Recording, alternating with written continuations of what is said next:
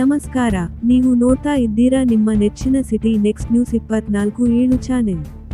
ಧಾರವಾಡ ಜಿಲ್ಲೆಯಲ್ಲಿ ಪೊಲೀಸ್ ಇಲಾಖೆಯ ಕಾರ್ಯವೈಖರಿಯನ್ನು ಚುರುಕುಗೊಳಿಸಲು ಜಿಲ್ಲಾ ಪೊಲೀಸ್ ಅಧೀಕ್ಷಕರು ಈಗ ಮೈದಾನಕ್ಕೆ ಇಳಿದಿದ್ದಾರೆ.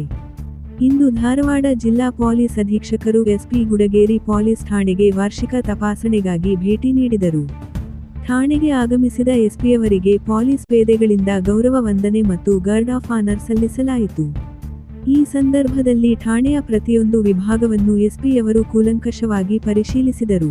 ವಿಶೇಷವಾಗಿ ಠಾಣೆಯ ಪ್ರಮುಖ ಕಡತಗಳು ಮತ್ತು ದಾಖಲೆಗಳನ್ನು ಪರಿಶೀಲಿಸಿದ ಅವರು, ಬಾಕಿ ಇರುವ ಪ್ರಕರಣಗಳನ್ನು ಬೇಗನೆ ಇತ್ಯರ್ಥಪಡಿಸಲು ಸೂಚನೆ ನೀಡಿದರು. ಕೇವಲ ಠಾಣೆಯ ಕೆಲಸ ಮಾತ್ರವಲ್ಲದೆ, ಸಿಬ್ಬಂದಿಗಳ ಯೋಗಕ್ಷೇಮದ ಬಗ್ಗೆಯೂ ಕಾಳಜಿ ವಹಿಸಿದ ಎಸ್ಪಿಯವರು, ಪೊಲೀಸ್ ವಸತಿ ಗೃಹಗಳು ಮತ್ತು ಕುಡಿಯುವ ನೀರಿನ ಘಟಕಗಳನ್ನು ವೀಕ್ಷಿಸಿ ಸೂಕ್ತ ಸಲಹೆಗಳನ್ನು ನೀಡಿದರು.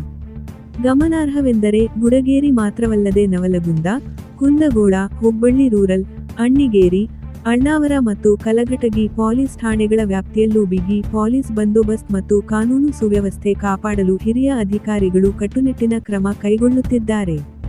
ಒಟ್ಟಾರೆಯಾಗಿ, ಜಿಲ್ಲಾ ಎಸ್ಪಿಯವರ ಈ ದಿಢೀರ್ ಭೇಟಿಯು ಪೊಲೀಸ್ ಸಿಬ್ಬಂದಿಗಳಲ್ಲಿ ಹೊಸ ಚೈತನ್ಯ ತುಂಬಿದೆ.